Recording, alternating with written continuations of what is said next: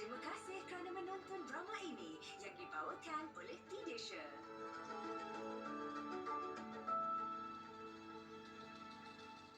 Apakah yang dimaksudkan dengan HFMD?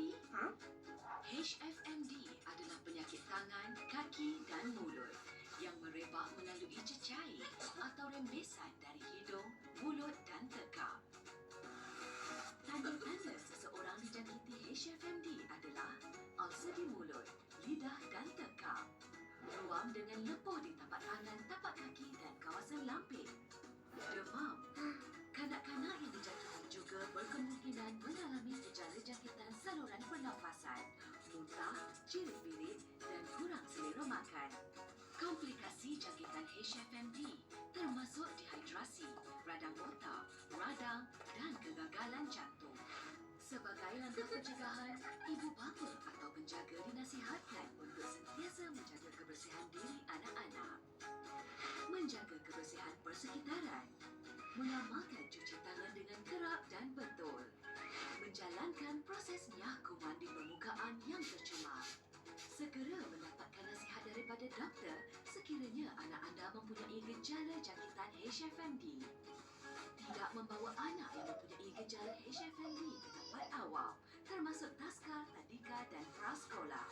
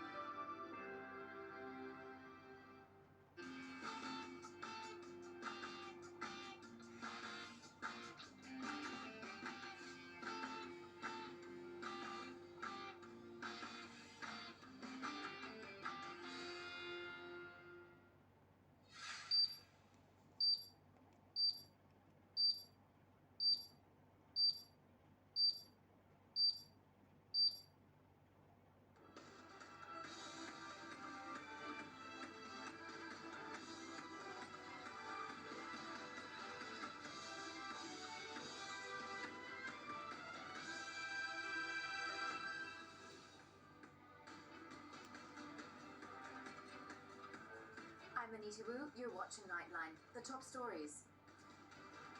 Government to ensure Malaysia's inflation rate remains low, manageable. And hire foreign workers without proper permits and you'll be arrested, warns Home Minister.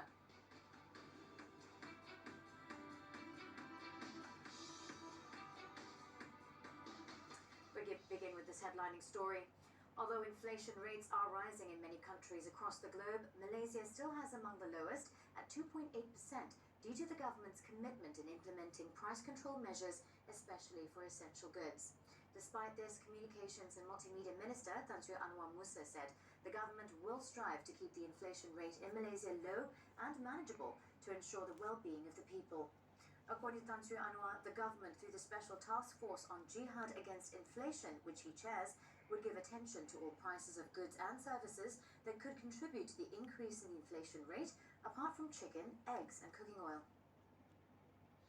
Yang pastinya jawatan kuasa ini bukan hanya merupakan satu jawatan kuasa, tapi ianya merupakan satu pasukan yang akan mengambil tindakan-tindakan setelah perakuan-perakuan diangkat ke Jemaah Menteri pada setiap kali mesyuarat kita disempurnakan. He said this at a press conference after chairing the task force's first meeting, which was also attended by Domestic Trade and Consumer Affairs Minister Datuk Sri Alexander Nadalinggi and Chief Secretary to the Government Tan Sri Muhammad Zuki Ali. Tan Sri Anwar also said that the government had retained the policy of providing subsidies for certain goods to ensure that the people would not be severely affected by inflation. He added that the formation of the task force would be strengthened with the involvement of other agencies and would be expanded if the need arises. On Wednesday, Prime Minister Datuk Sri Ismail Sabri Yaakob announced that the Cabinet had agreed to form the task force to help Malaysian families face the rising cost of living. The main role of the task force is to gather information and to formulate strategies and coordinate actions to resolve issues relating to inflation, especially in controlling price hikes more efficiently and effectively.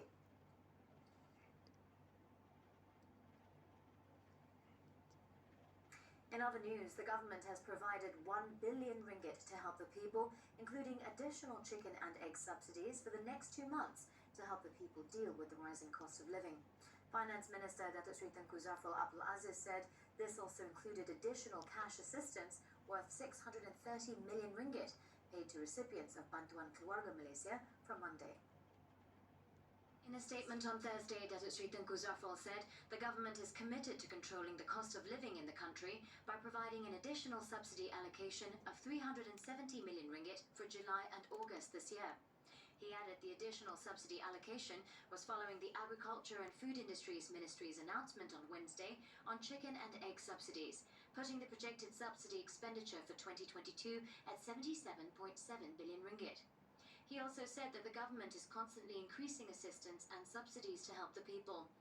He pointed out that for a period of 5 months, from February to June, the government had provided an allocation of around 730 million ringgit to subsidize chicken and egg prices. Datuk Sri Tengku Zafrul also stressed that as an open economy, Malaysia is not exempt from global inflationary pressures, which means that rising prices of goods are completely inevitable.